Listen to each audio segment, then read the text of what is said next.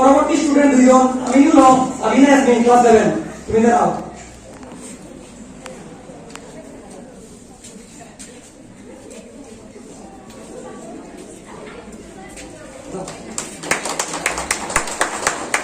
আজকের প্রোগ্রামের বিশেষ অতিথি জাহিদুল ইসলাম চৌধুরী, সিআরসিসি ফার্মাসা 1 ক্লাস্টার।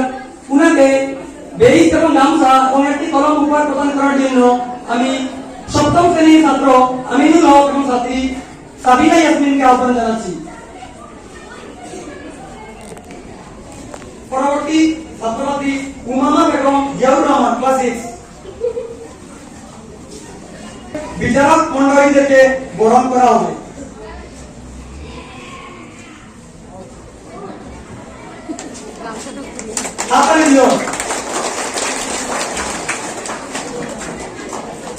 বেগম এবং ছাত্র জিয়াউর রহমানকে আহ্বান জানাচ্ছি। এরপর স্টুডেন্ট জাকওয়ান সুমাইয়া পারভিন, ক্লাস 6।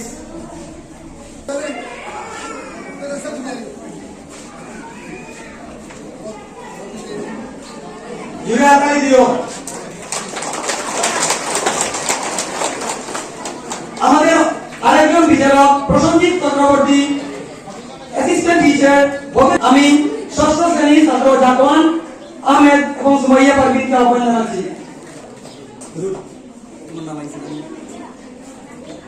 পরবর্তী তাহিয়া বেগম এবং মসুবা আহমেদ, ক্লাস 8।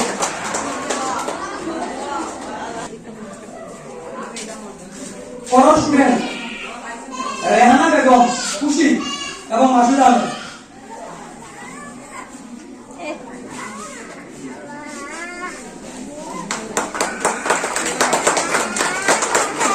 পরবর্তী বিচারক সালিম উদ্দিন, অ্যাসিস্ট্যান্ট টিচার, সীমান্ত কানিশাইল এলপি স্কুল, কালীগঞ্জ। উনাকে বরণ করার জন্য আমি অষ্টম শ্রেণীর ছাত্র মাসুদ আহমেদ এবং ছাত্রী রেহানা বেগমকে আহ্বান জানাচ্ছি। পরবর্তী স্টুডেন্ট রেডি হইও। সালিম আহমেদ, শারমিন ফেরদৌস, ক্লাস 6।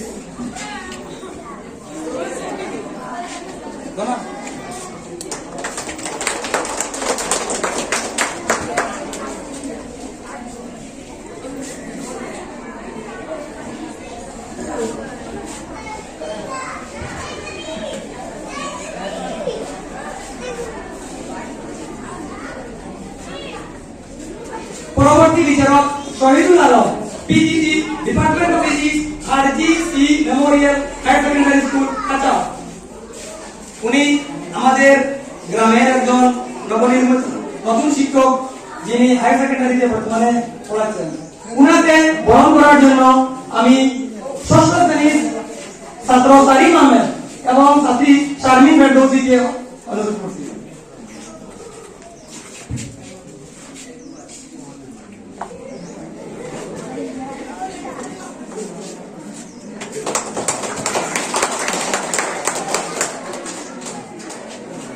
আমাদের পরবর্তী বিচারক দেবজিৎ তালুকদার, অ্যাসিস্ট্যান্ট টিচার, 832 নম্বর নেহরু বিদ্যাপীঠ এলপি স্কুল।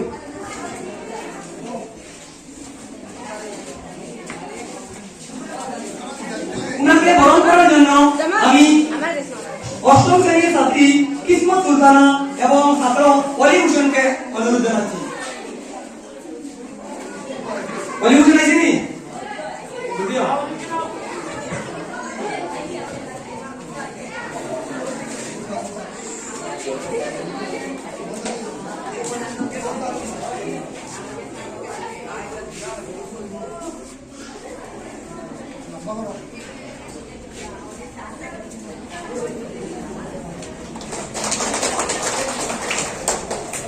আমাদের সর্বশেষ বিচারক Tapan Shuklabaidya sir, assistant teacher, 667 number Madani LP school.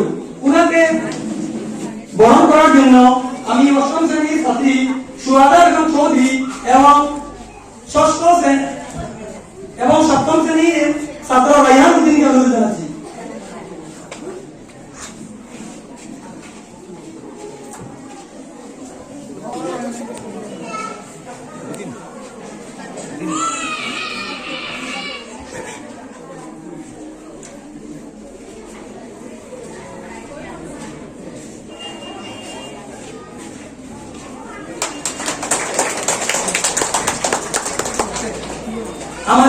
পর্ব এখানেই সমাপ্ত হলো। প্রথমে আমার উপস্থিত বিচারক মন্ডলী অতিথিবৃন্দকে সালাম ও নমস্কার জানাই। সম্মানিত উপস্থিতি এবং আমার প্রিয় ছাত্রছাত্রীরা, আজকে আমাদের এই সায়েন্স এন্ড ম্যাথ এক্সিবিশন যেটা এটা হলো দ্বিতীয় নম্বর। আমি আমার যে বিচারক মন্ডলী এবং প্রধান অতিথি সবাইকে এবং আমার এই স্কুলের শিক্ষকবৃন্দ সবাইকে আমাদের ডাকে আমাদের আমন্ত্রণে উপস্থিতি হওয়ার জন্য আমি সবাইকে আন্তরিক শুভেচ্ছা ও ধন্যবাদ জানাই। আমার আজকের এই সায়েন্স এক্সিবিশন এবং ম্যাথসের উপর যে এক্সিবিশন, এটা স্কুলের তথা ছাত্রছাত্রীদের জন্য অত্যন্ত উপযোগী এবং তাদের জ্ঞান বৃদ্ধির একটা বিশেষ উপায়, যেটা আজকে এই যে প্রোগ্রাম আমার শিক্ষকবৃন্দ তথা আমার স্কুলের বিজ্ঞান শিক্ষক বিশেষ করে তিনি প্রচেষ্টায় আজকে অনুষ্ঠিত হচ্ছে। আমার যে ছাত্রছাত্রীরা সবাই প্রায় 28টা গ্রুপে আমাদের এক্সিবিশনে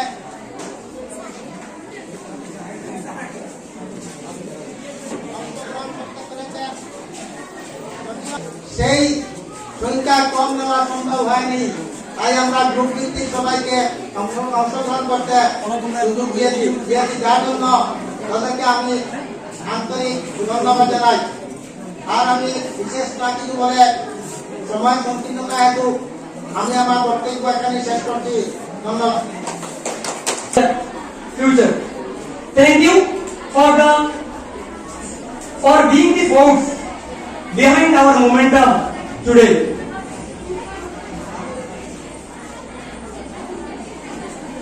Ladies and gentlemen, students and teachers, we are truly privileged to have with us today a distinguished scholar and a mentor to many, Professor Abdullah Hussain Lashkar from the Department of Philosophy, Nilambadar College, with a career dedicated to unrevealing the mysteries of philosophy and guiding the next generation of thinkers. There is no one better suited to address our budding scientists today. Sir, we are eager to hear your perspective on the role of curiosity and innovation in education. I respectfully invite you to share your valuable words and bless our students with your wisdom. Please let us welcome him with a round of applause.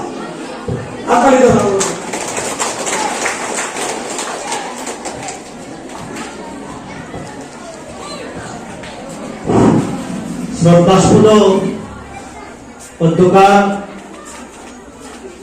বিজ্ঞান প্রদর্শনী সভার সভাপতি মহোদয়, উপস্থিত এখানে বিশেষ করে বিভিন্ন প্রতিষ্ঠান থেকে আগত জ্ঞানী গুণী সজ্জন মন্ডলী, আজকের প্রদর্শনী সভার বিচারক মন্ডলী, অত্র স্কুলের সম্মানিত শিক্ষক শিক্ষয়িত্রী মন্ডলী এবং বিশেষ করে এখানে উপস্থিত সদ্য নিযুক্তিপ্রাপ্ত পিজিটি শহীদুল ইসলাম সহ অভিভাবক, আজকের মুখ্য আকর্ষণ আমি বলবো যেসব ছাত্রছাত্রী এই বিজ্ঞান প্রদর্শনীতে অংশগ্রহণ করেছে। আমি সর্বপ্রথম অত্র স্কুলের প্রধান শিক্ষক তথা সমস্ত শিক্ষক শিক্ষিকা মন্ডলীদেরকে ধন্যবাদ জ্ঞাপন করব যে ওনারা প্রতি বছর যে সায়েন্স এক্সিবিশন প্রোগ্রামের আয়োজন করেন, এটা সাধারণ কথা নয়, এটার জন্য অনেক পরিশ্রম করতে হয়। এর জন্য আমি ওনাদেরকে ধন্যবাদ জ্ঞাপন করছি। এবং এই ধরনের প্রোগ্রাম আয়োজন করতে বিশেষ করে বিজ্ঞান শিক্ষকের যে কতটুকু পরিশ্রম করতে হয় সেটা যিনি করেন তিনি তার অন্য বোঝা মুশকিল। এবং এখানে একমাত্র সিম্বল একজন বিজ্ঞান শিক্ষক মেহবুব আলম, তো উনি এত পরিশ্রম করে লাস্ট ইয়ারও আমি দেখেছি ছাত্রদেরকে উৎসাহিত করেন। এর জন্য আমি ওনাকে আমার পক্ষ থেকে ধন্যবাদ জ্ঞাপন করছি। আর সঙ্গে সঙ্গে আমি অত্যন্ত আনন্দিত এবং উৎফুল্লিত এই কারণে আজকে আমি যে এখানে উপস্থিত হয়েছি, এখানে আমার কিছু প্রাক্তন সহকর্মী Prasanjit sir, Jamal sir, Tapan Kumar Chakraborty sir, এরা এখানে উপস্থিত আছেন। এদের সাথে আমি যে মেলার সুযোগ পেয়েছি, তৎসঙ্গে আমাদের কিছু কৃতি ছাত্র, এই অধ্যয়নের বিজ্ঞান শিক্ষক মেহবুব আহমেদ, এখানে যে পিজিটি ফিজিক্সের টিচার শহীদুল আলম, এরা আমাদের ছাত্র, যার জন্য আমি অত্যন্ত আনন্দিত এবং গর্বিত। তো এখানে যে বিজ্ঞান প্রদর্শনী, আমি প্রথমেই বলবো যারা এখানে অংশগ্রহণ করেছ, যেসব ছাত্রছাত্রী আছে, তোমরা অনেকে কাগজ দিয়ে অনেক জিনিস বানিয়েছো, অনেক তার দিয়ে অনেক সাধারণ জিনিস দিয়ে অনেক জিনিস বানানোর চেষ্টা করছো, সেটা কিন্তু সাধারণ কথা নয়। আর বিজ্ঞান কেবলমাত্র বই পড়ায়, কাগজে কলমে বা পরীক্ষাগারে নয়। এইরকম প্রদর্শনীর মাধ্যমে যারা চেষ্টা চালিয়ে যায় তারাই জীবনে সফল হয়। কে জানে এখানে যারা তোমরা অংশগ্রহণ করেছো, তোমাদের মধ্যে ভবিষ্যতে হয়তো Einstein, doctor APJ Abdul Kalam, তোমাদের মধ্যে হয়তো ডেভিসেটের মতো সেরা ডাক্তার, ডক্টর রমনের মতো সেরা ডাক্তার, এরকম তোমাদের মধ্যে থেকে হয়তো সেরা ইঞ্জিনিয়ার আমরা পেতে পারি। সেটা অসম্ভব কিছু নয়। তো আমি ছাত্রছাত্রীদের উদ্দেশ্যে বলবো যে জীবনে সফল হতে গেলে আমি প্রায় ক্লাসেই বলি, বিভিন্ন অনুষ্ঠানে গেলেই বলি, তোমাদেরকে কিছু কাজ করতে হবে।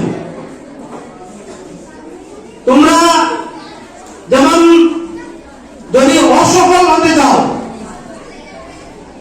তাহলে কি করলে মানুষ অসফল হওয়া যায়, আনসাকসেস হওয়া যায়।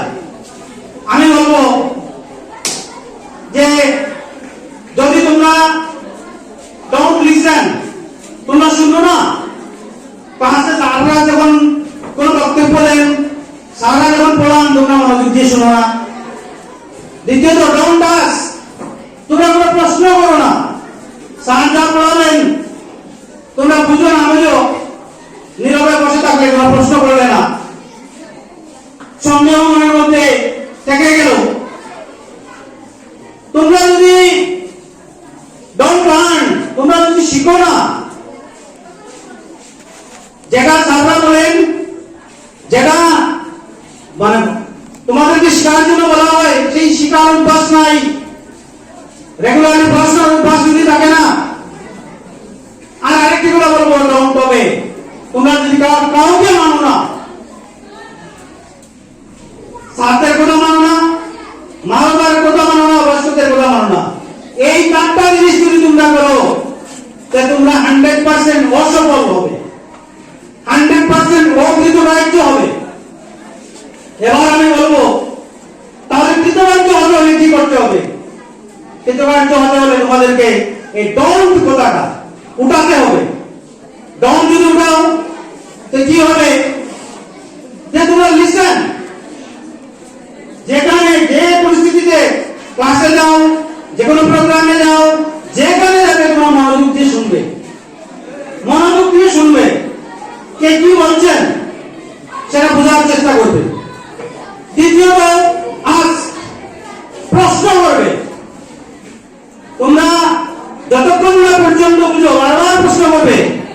এমনকি স্যার যদি বিরক্ত হন, ক্লাসে সময় লাগে না, এক্সট্রা সময় তোমরা জিজ্ঞাসা করবে, উনি বুঝিয়ে দেবেন।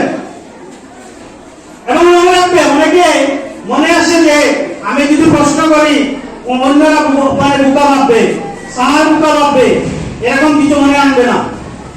Mind it. If you ask a question, you may remain full for a few moments.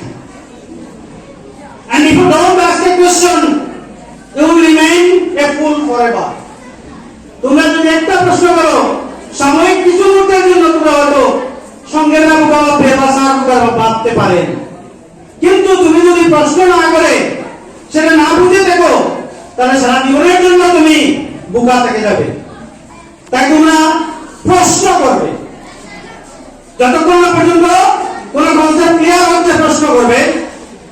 আর তোমরা লার্ন, শিখবে। সবসময় শিখার মানুষকে রাখতে হবে। আমাদের কি, আমরা প্রতিদিন আমাদের কিছু জিনিস বাড়তেছে, আমাদের বয়স বাড়তেছে, আমাদের ওজন বাড়তেছে, হাইট বাড়তেছে, এইগুলো আমাদের বাড়তেছে, গল্পগুলো বাড়তেছে। কিন্তু আমরা প্রশ্ন করবো, আমাদেরকে জ্ঞান বাড়তেছে। আমাদেরকে যদি জীবনে সফল মানুষ হতে হয়, বড় মানুষ হতে হয়, আমাদেরকে জ্ঞান অর্জন করতে হবে। আর জ্ঞান অর্জন করতে হলে আমাকে পড়াশোনা করতে হবে, কঠোর পরিশ্রমী হতে হবে। তো সুতরাং তোমরা পড়াশোনা করবে। ফোর্থ আমি একটা কথা বলেছি, হবে তোমরা মানবে। ক্লাসে যেরকম স্যারদের কথা মানবে, ম্যাডামদের কথা মানবে, যেভাবে বলবেন সেভাবে মেনে চলবে। ঠিক একইভাবে তোমরা বাড়িতে মা বাবা বয়োজ্যেষ্ঠদের কথা মেনে চলবে। আর এই যদি মানামানিটা থাকে, তোমরা জীবনে সফল হবে। তো আমি তোমাদেরকে আহ্বান করবো যে তোমরা আজকে আমাকে প্রতিশ্রুতি দিতে হবে, তোমরা এই কাজগুলি করবে কিনা। তোমরা করবে তো? এগুলো করবে তো?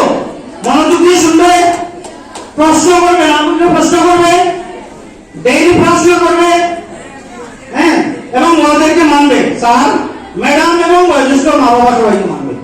এবারে আমি তোমাদেরকে বলবো যে আমি ছোট্ট একটা আবার গল্প বলবো, যে গল্পের মাধ্যমে আমি আমার বক্তব্য শেষ করব। যে একটা গল্প, এইগুলো করবে, সঙ্গে তোমাদের সততা থাকতে হবে। তোমরা যদি সৎ না থাকো, জীবনে সফল হওয়া, বড় হওয়া বড় কঠিন। সৎ হতে হবে। এবং যদি কাউকে আমরা প্রতিশ্রুতি দেওয়া, সেই প্রতিশ্রুতি তোমরা যে কোনো পরিস্থিতিতে ওয়াদাটা বজায় রাখতে হবে। আমি প্রথমে একজনের কথা বলবো, আব্দুল কাদের জিলানী রহমতুল্লাহ আলাইহির একটা ঘটনা। নাম শুনেছো তো? আব্দুল কাদের জিলানী রহমতুল্লাহ আলাইহি নাম শুনেছো তো? উনি বাগদাদে, মানে ইরানের, উনি ইরাকের বাসিন্দা। উনি প্রত্যন্ত একদম একটা গ্রামে যখন ওনার জন্ম হয়, ৬-৭ বছর বয়স যখন, আজকের দিনে না, অনেক আগের ঘটনা, তখন কিন্তু একমাত্র পড়াশোনার ব্যবস্থা ছিল বাগদাদে, ইরাকের রাজধানী বাগদাদে। ওনার গ্রামে পড়াশোনা করার ব্যবস্থা নেই। উনি মাকে বললেন, মা, আমি পড়াশোনা করব, আমি জ্ঞান অর্জন করতে চাই, আর জ্ঞান অর্জন করতে হলে আমাকে বাগদাদে যেতে হবে, আমাকে আপনি বাগদাদে যেতে দেন। কিন্তু তখনকার দিনে আজকের মতো গাড়িগুলোও নেই, হ্যাঁ, আমার অনেক দূর, মার মধ্যে সাথে টাকাও নেই। তো মা যেহেতু বলেছে পড়াশোনা করবে, সেটা তো না করে পারেন না। মা বললেন ঠিক আছে আমি তোমাকে যেতে দেবো, তুমি আমাকে একটা প্রতিশ্রুতি দিতে হবে। উনি বললেন কি প্রতিশ্রুতি? হ্যাঁ, যে মা বললেন তুমি কোন অবস্থায় মিথ্যা কথা বলতে পারবে না, সর্বদা সত্য কথা বলতে হবে তোমাকে। তো উনি মাকে সেই প্রতিশ্রুতি দিলেন আমি সত্য কথা বলবো। তারপর মা ছেলের জন্য কিন্তু মনে মনে ওনার মনে মনে কান্না আসতেছে, অনেক দূরে যাবেন এবং হয়তো ছেলে নাও ফিরে আসতে পারেন।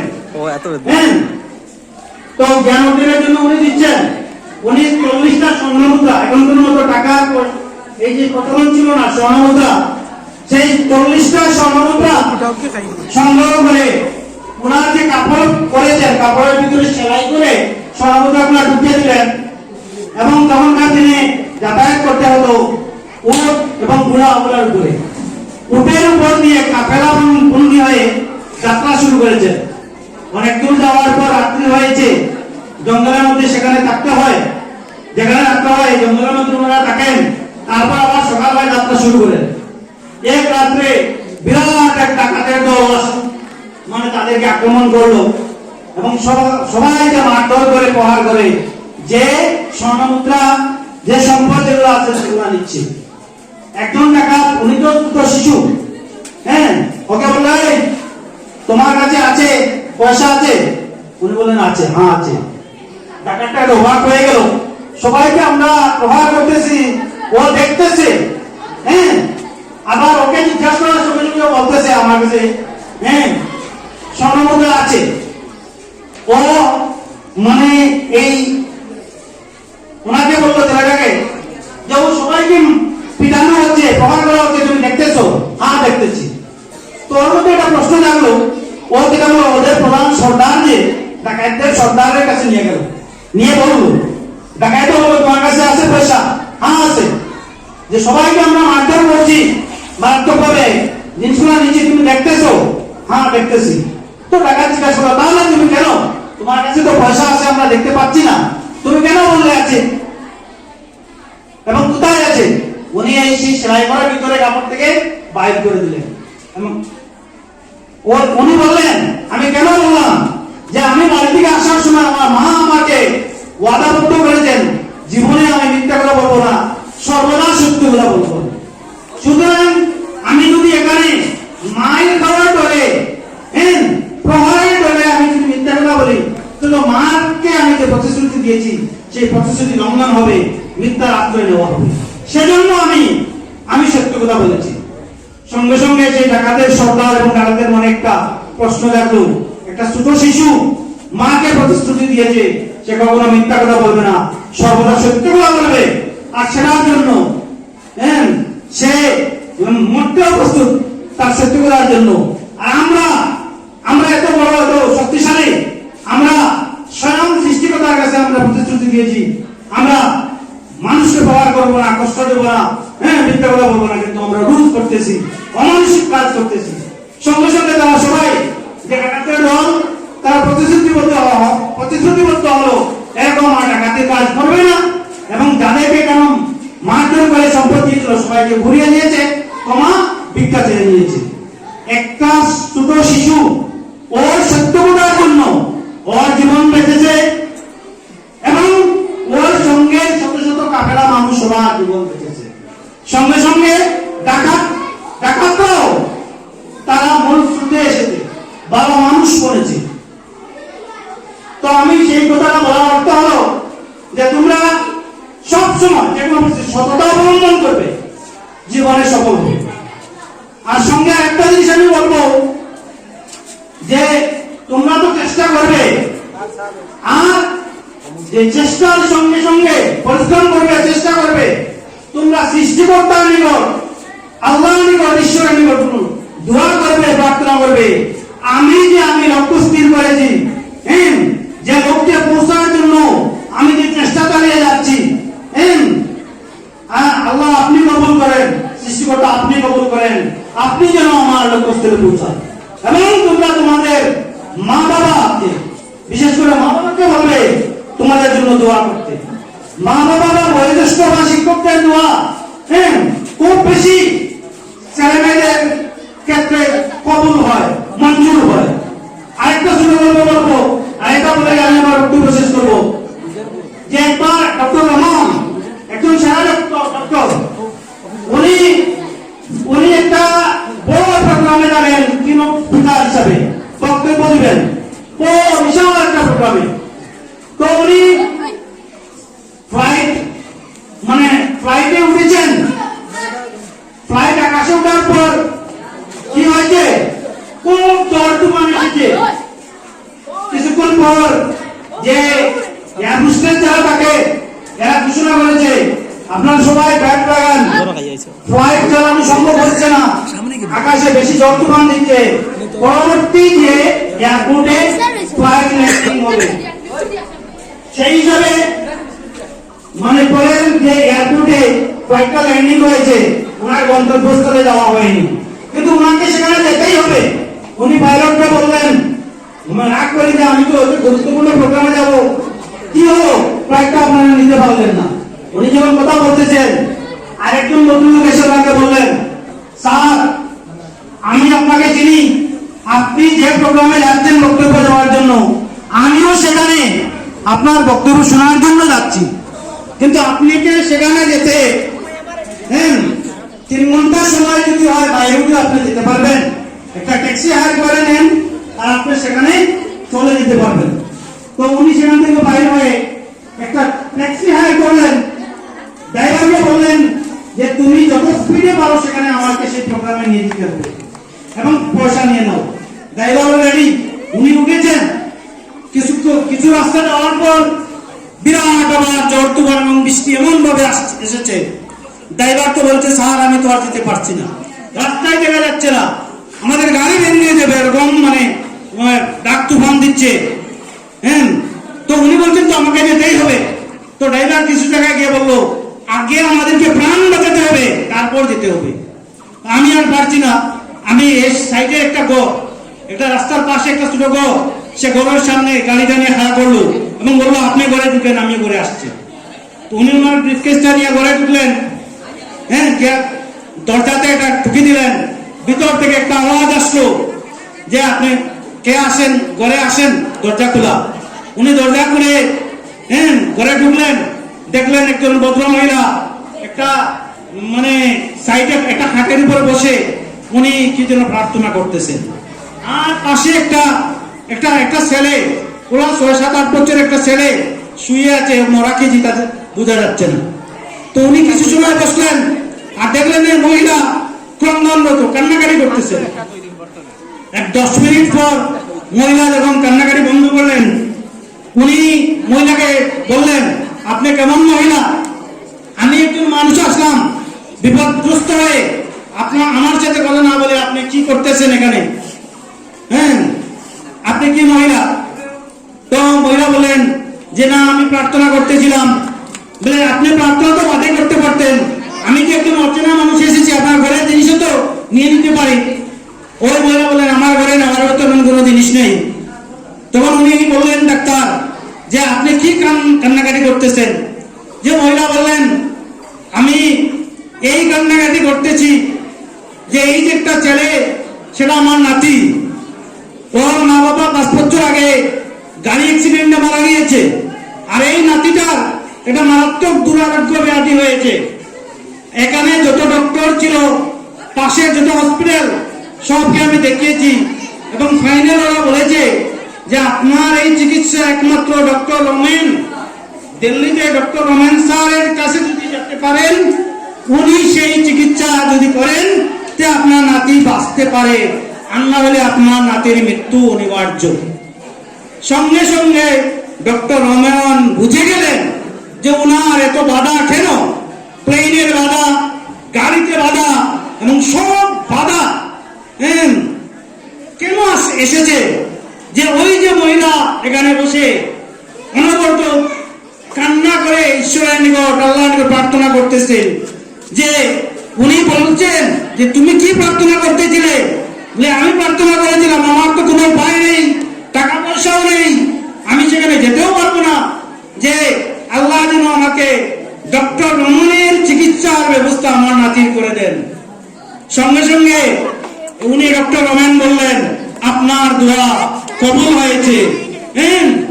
আল্লাহ ঈশ্বর আপনার দোয়ার জন্য সব বাধা, আমার যাওয়ার রাস্তা বাধা বলিয়ে আপনার ঘরে আমাকে উপস্থিত করিয়েছেন। সঙ্গে সঙ্গে উনি উনার নাতিকে চিকিৎসা ব্যবস্থা করলেন। সেটা বলার আমার উদ্দেশ্য কি তোমরা বুঝতে পেরেছ? যে তোমরা চেষ্টা করবে, কিন্তু সঙ্গে তোমাদের মা বাবা, বয়োজ্যেষ্ঠ যারা বা শিক্ষক শিক্ষয়িত্রী, ওনাদের দোয়া থাকতে হবে। আর ওনাদের দোয়া যদি তোমাদের সঙ্গে থাকে, তো তোমরা সবাই এক একজন ডক্টর এপিজে আব্দুল কালাম, এক একজন আইনস্টাইন, এক একজন টমাস এলবার্ট এডিসন হতে পারবে। লাস্ট একটা কথা বলবো, তোমাদের মনে হতে পারে যে আমরা তো দুর্বল, আমরা গরিব, আর আমরা এত গরিব হয়ে কি ভালো পড়াশোনা করতে পারবো, বড় কিছু বলতে পারবো? যদি তোমার মানে অদম্য ইচ্ছা থাকে, স্ট্রং ডিটারমিনেশন থাকে, তাহলে তোমার গরিবতায় তোমার পথের কাটা হতে হবে না। যে কোনো পরিস্থিতিতে তুমি তোমার লক্ষ্য বুঝতে পারবে। তোমরা আইপিএস অফিসার কিরণ বেদির করে জানো, ডেলাওয়্যারের মেয়ে আইপিএস অফিসার হয়েছে। ইলাসিঙ্গুল, তোমরা ইলাসিঙ্গুলের কথা জানো, 65% হ্যান্ডিক্যাপ, শরীরের 65% হ্যান্ডিক্যাপ, কোনো কাজ করে না, কিন্তু ওই মেয়ে তার স্ট্রং ডিটারমিনেশনের জন্য চেষ্টা করে ইন্ডিয়ার সবচেয়ে টাফ এক্সাম যে আইএস, সেই আইএস তো পার হয়েছে। তোমরা যদি চেষ্টা করো, তোমাদের গরিবতা তোমাদের পথের কাটা হবে না, তোমরা তোমাদের লক্ষ্যস্থলে পৌঁছতে পারবে। তাই আমি তোমাদেরকে বলবো যে তোমরা ড্রিম বিগ, তোমরা বড় স্বপ্ন দেখবে এবং সেই স্বপ্নে সেই লক্ষ্যস্থলে পৌঁছার জন্য তোমরা যতটুকু চেষ্টা তার থেকে বেশি চেষ্টা করবে। আর এই চেষ্টা যদি করো, একদিন তোমরা এক একজন বড় doctor APJ Abdul Kalam, Einstein, কিরণ বেদি, ইলাসিঙ্গুলের মতো তোমরা নক্ষত্র হতে পারবে। আর তোমাদের জীবন উজ্জ্বল হবে সেমন কথা নয়, সাথে সাথে এই স্কুলের নাম বর্ধিত হবে, শিক্ষক শিক্ষকের নাম বর্ধিত হবে, তোমাদের মা বাবার নাম উজ্জ্বল হবে। এইটুকু করতে চাও তো?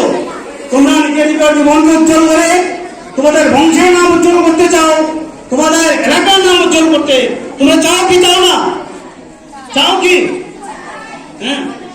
ঠিক আছে, তোমরা জীবনে সফল বড় বড় মানুষ হইতে চাওনি, বড় বড় বিজ্ঞানী হতে চাও তো?